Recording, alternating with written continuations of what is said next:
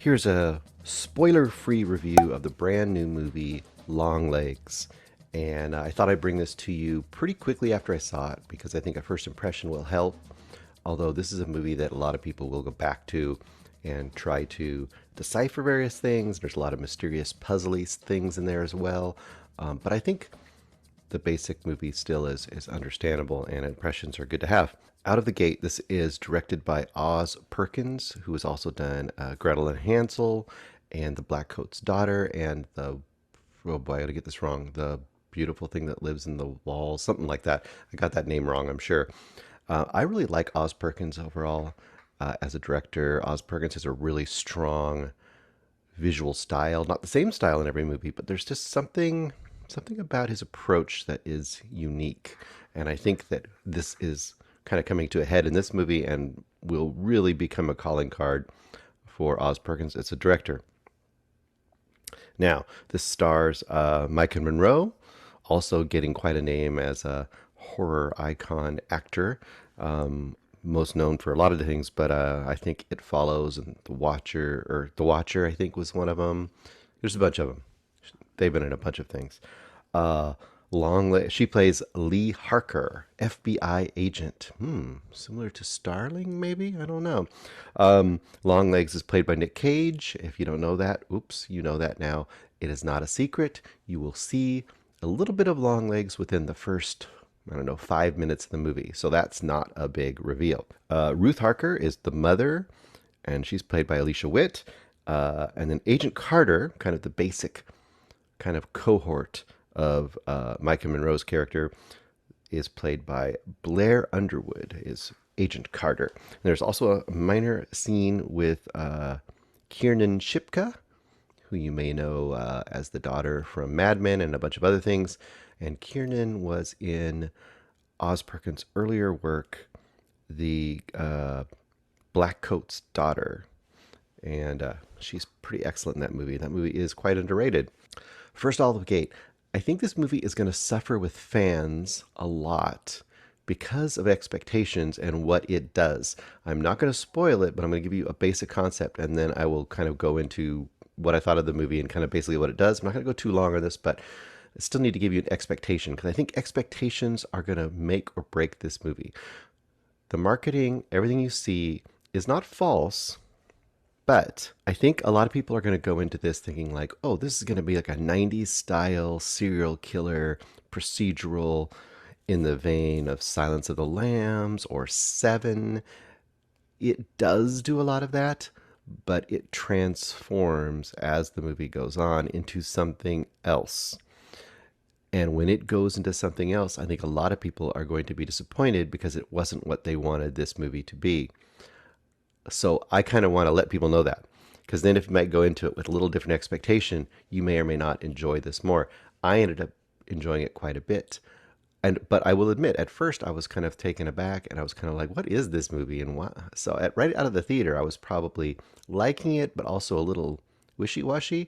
But as the more I've thought about it and the more I've sat with it, which isn't long, less than 24 hours, I really think I'm starting to love this movie quite a bit. Oh, another 90s movie that I love called Cure is also associated with this movie. I won't say how exactly, but I thought, oh wow, this director and or writer, I don't know if Oz wrote it, I forgot to notice that, really knows their 90s, 90s serial killer movies. And that was kind of cool. All right, basic concept. You start out with a little girl near a farmhouse. A strange car has driven up outside and is just parked there. The girl walks out towards it. As she walks out towards it, she's confronted by a really strange, almost Buffalo Bill-esque character. Long-haired, creepy, weird dude. You barely see him. You kind of see him from the bottom of his face down. And he talks in this kind of sing-songy, weird voice. Of course, that's Nick Cage.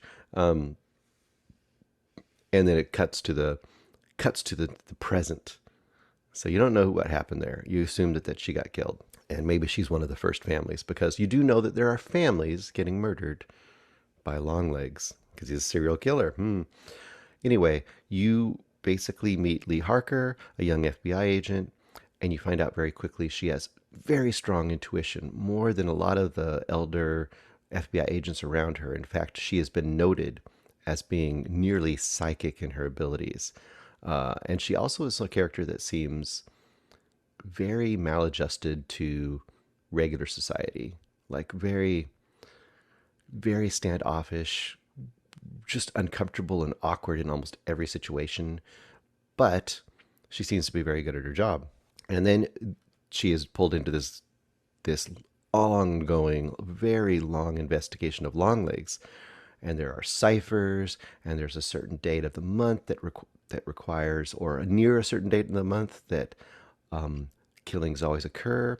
And the basic concept is that families are showing up dead, and in every situation, there's a young daughter in the family.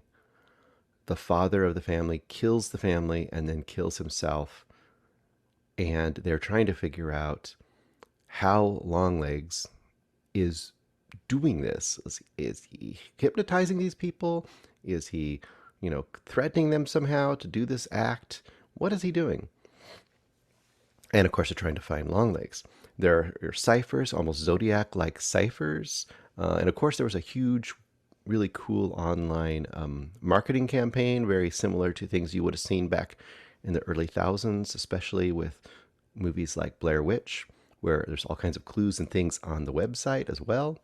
So all of that first half of the movie, I would say, is following this very mysterious, very moody, very dark, quiet, mysterious investigation of Longlegs. There are a lot of discoveries to have along the way. But then it changes in what is happening, starts to slowly creep in, and it becomes something else. And I'm going to stay vague. I know that might be frustrating for some people, but it really makes some weird turns. It gets very, very odd. A couple big things that I liked, but people might be pulled out of the movie from. There is comedy in this. It is very subtle comedy, but there are moments in this movie that I believe are truly played out for comedy.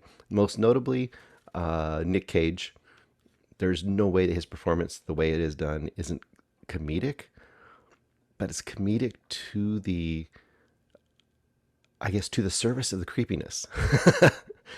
It's like someone who is telling you a joke that is kind of funny, but also makes you worry so much about the person telling the joke. And the movie, in a way, is somewhat like that too. It's almost like a really evil joke or a really evil, funny story. And I don't know quite how to process that yet, but I'm sure it's going to turn a lot of people off. A lot of people are going to be like, I wanted this to be the straightforward 90s style serial killer movie, and it ended up being this other thing. One thing I put a comment on, I think on our cinematics, which obviously if you're here, you've heard of cinematics, but I put it on our cinematics group.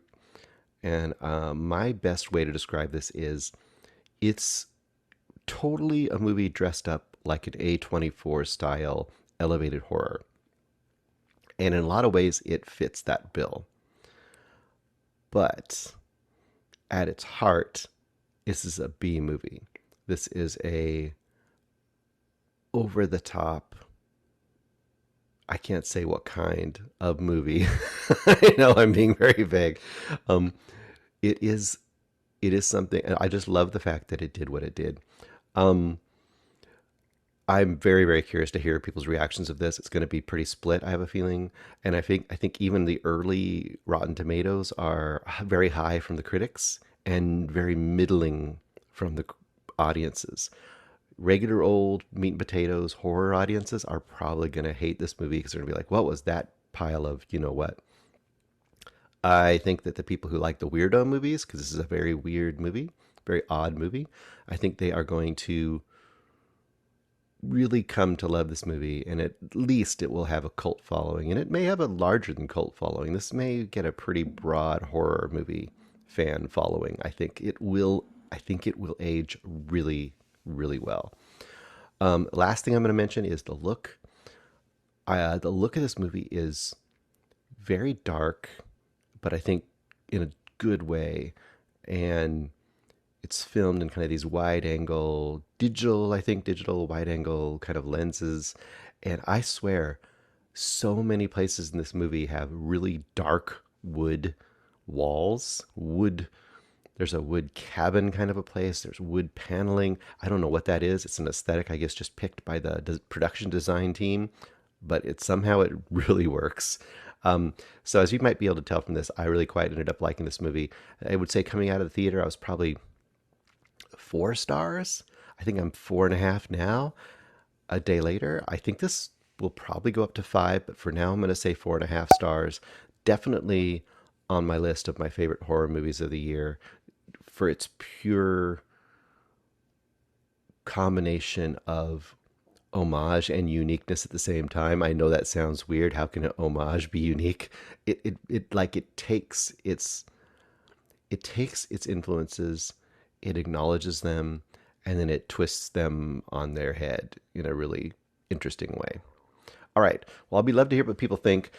I have a hard time recommending this to everybody. I think a good chunk of people will not like this movie, and I think another big chunk will love this movie. I can almost predict what people I know out there won't like this movie. I'm going to guess. I'm going to put a name out there. If you don't know who he is, you should go check out Let's Crash the Parade. Jack Fitzpatrick. I don't think you're going to like this movie, but I could be totally wrong. This seems like the kind of movie you would not enjoy, but we will find out. All right, everybody. I will talk to you soon on the CinemAddicts show and have more reviews and information and thoughts.